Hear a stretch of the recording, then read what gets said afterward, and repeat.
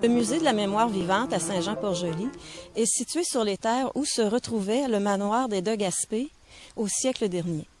Nous désirons aménager un jardin autour du musée qui est construit au centre de ce grand terrain. Un jardin évocateur de souvenirs et déclencheur de mémoire. Il sera consacré aux plantes qui ont une importance particulière pour les gens qui nous confieront soit une bouture ou des semences.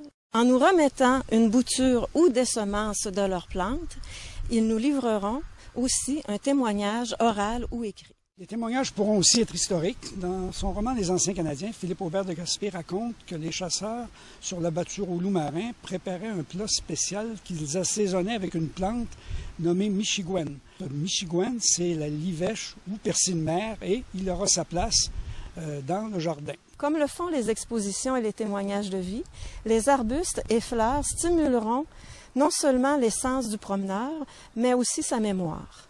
Le jardin que nous aménagerons sera à l'image de la mémoire.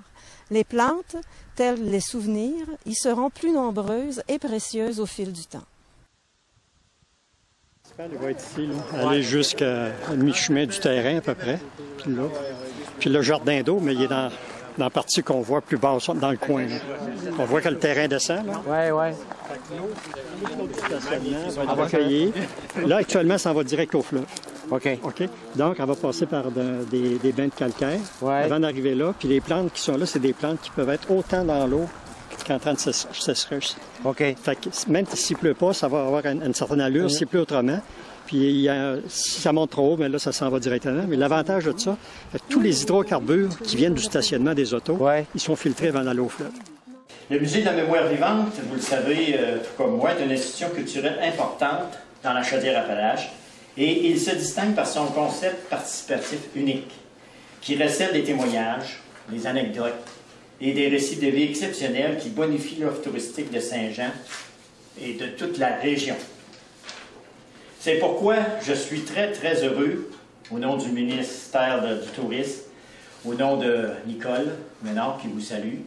Je vais la voir d'ici 15 jours, 3 semaines. Je vais lui parler encore une fois du Musée de la mémoire vivante.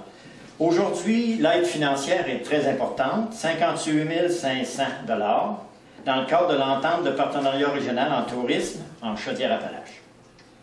Ce soutien financier va contribuer à la création d'un jardin des souvenirs, ici même au musée, ce qui va permettre à ce musée de faire connaître et d'échanger sur l'horticulture de l'époque.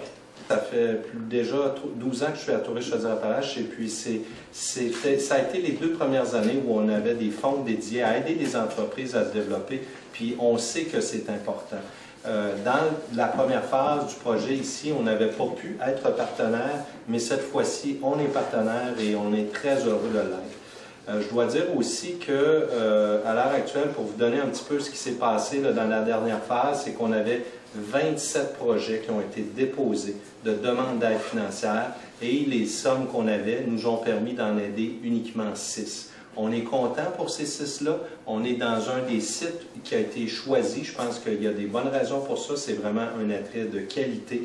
Alors, c'est certain que ce qu'on recherche, c'est des attraits qui sont vraiment des beaux projets, donc des produits de qualité, puis dont on va pouvoir faire la fierté de l'offre touristique de la Chaudière-Appalaches. On va avoir notre petit cabanon.